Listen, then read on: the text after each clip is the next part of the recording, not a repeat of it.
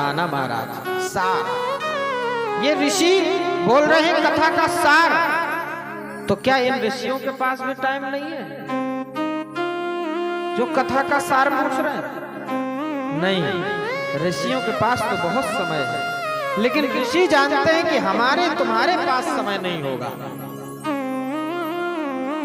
इसलिए ऋषि कहते हैं कथा सार, सार सुनाइए, जिससे कि थोड़े में ही, कम में ही अधिक फल की प्राप्ति हो जाए, ऐसा कुछ सुनाइए। भक्ति ज्ञान विरागाप्तो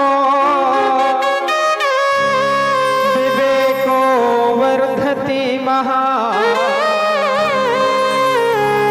माया मोह निरासश्च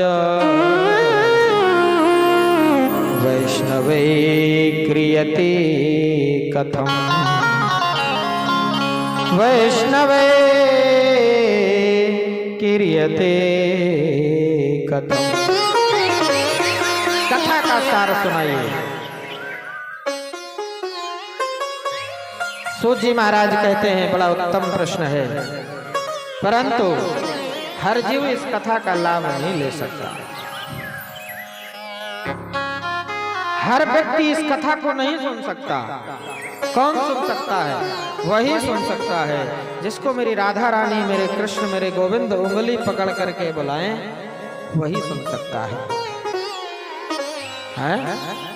एक बड़ी अच्छी बात बताऊं, एक गांव में एक किसान था, बहुत गरीब था, बहुत निर्धन था, रोज खेतों में काम करने जाता। एक बार उसके गांव में भागवत कथा का आयोजन हुआ, तो उसने कहा मैं भागवत कथा सुनने जाऊंगा। लेकिन परीक्षित जी वो इतना निर्धन था, इतना निर्धन था कि उसके पास कपड़े नहीं थे, वस्त्र नहीं थे जिनको वो धारण करके भगवान की कथा श्रवण करने जा सके, नहीं थे। कहीं से पैसे जोड़ जुड़ा करके एक पैजामा खरीद कर लाया कि इसको पहनकर मैं भगवान की कथा श्रवण करने जाऊंगा। और जब लेकर के आया तो वो पैजामा रेडीमेड था, थोड़ा सा बड़ा था। पत्नी से बोला कि मैं पैजामा लेकर के आया हूँ, थोड़ा सा बड़ा है, मुझे कल से गांव में हो रही श्रीमद् भागवत कथा में उपस्थित रहना है, तो इसे आप जरा काट करके इसे फिट कर दीजिए। पत्नी ने कहा कहाँ कथा वथा के चक्कर में पड़े हो, काम करने जाओ, 4 पैसे घर आएंगे।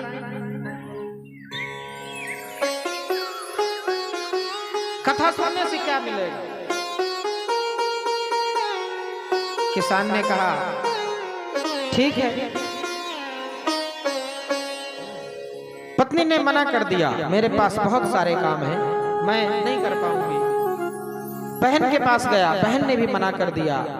फिर माँ के पास गया, लेकिन माँ तो कितनी करुणा, कितनी दयालु होती है।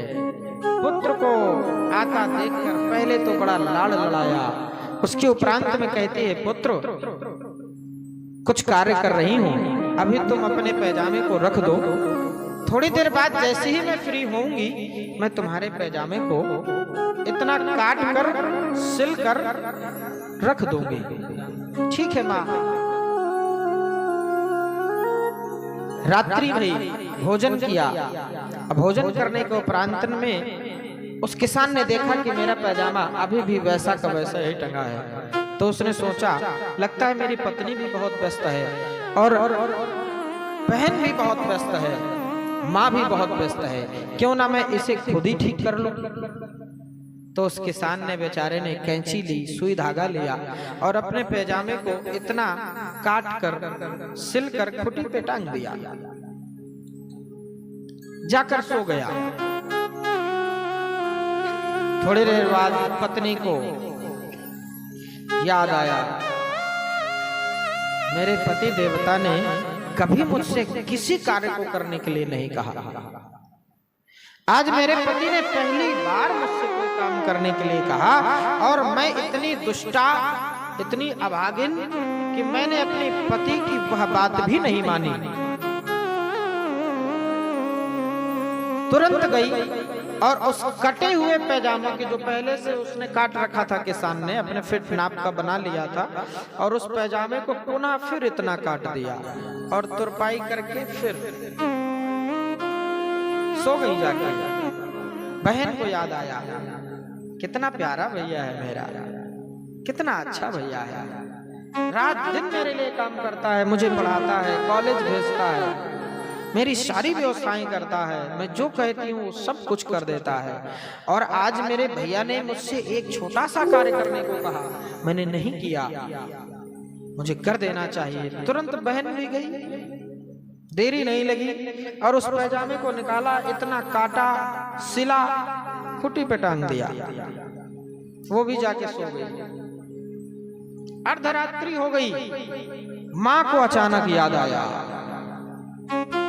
मेरे लल्ला ने मुझसे कहा था पैजामा सिलने के लिए और मैं भी काम में लग गई, कितनी भुलक्कड़ हूं, मैंने उसका कार्य नहीं किया। माँ ने भी तुरंत उठी और उस पैजामे को उठाई, उन्होंने भी इतना पैजामा काटी, सिली और खूंटी पे टांगी।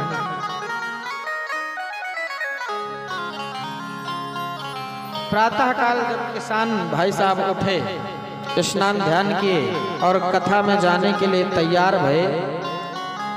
जब कथा में जाने के लिए तैयार होने लगे और तैयार होने के लिए पैजामा लेने के लिए गए कि भाई नया पैजामा पहन लें, फिर कथा सुनने के लिए जाएं। और प्यारे जब वो पैजामा लेने के लिए गए तो क्या देखते हैं कि पैजामा ही नहीं बचा, पैजामा ही खत्म, समाप्त हो गया पैजामा।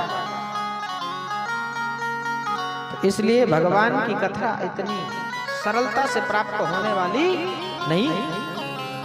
ये भागवत की गंगा बड़े आनंद के साथ विहंगम गति से बह रही है, लेकिन सबको प्राप्त हो जाए यह आवश्यक नहीं है।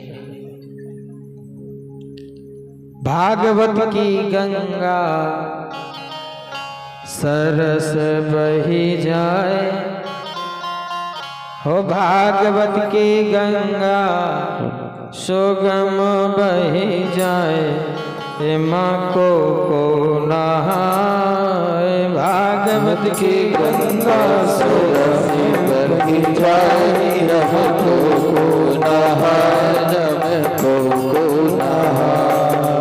भागवत की गंगा सुगम बही जाए, माँ को नहाए। भागवत की गंगा सुगम बही जाए, माँ को नहाए। को नहाए, माँ को नहाए, को नहाए, माँ को नहाए।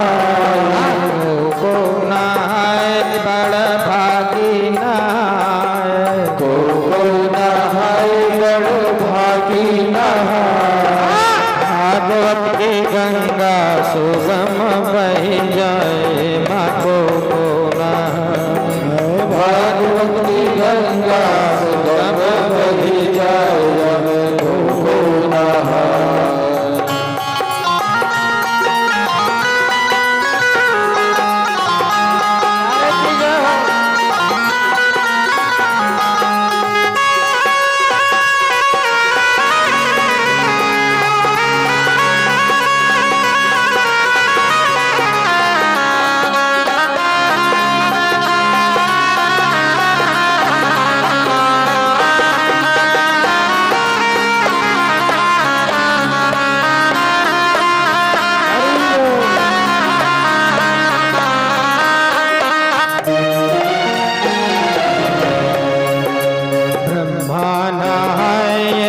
विष्णु नहाए, ब्रह्मा नहाए, माँ विष्णु नहाए।